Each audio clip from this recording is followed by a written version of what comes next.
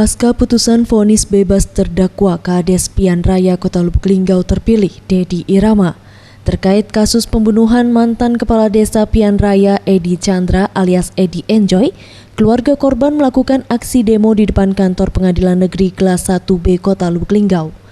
Karena tak terima dengan putusan vonis bebas sidang yang dipimpin Majelis Hakim Buyung Dwi Tora beberapa waktu lalu, keluarga korban mendesak Ketua Pengadilan Negeri Lubuk Linggau segera menindak tegas oknum hakim tersebut karena diduga adanya jual beli hukum dan tidak berkeadilan.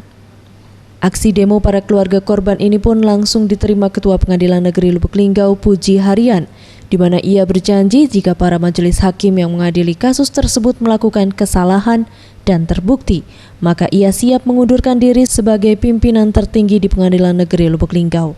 Janji saya sebagai koordinator, ya, berarti saya yang setiap hari juga mengumpulkan hakim-hakim di ruang saya supaya bertindak sesuai dengan hukum acara dan hukum material yang ada.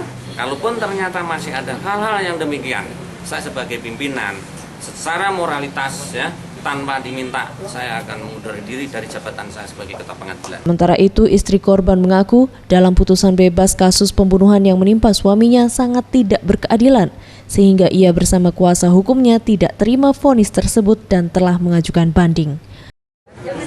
Upaya dari kita apa ya?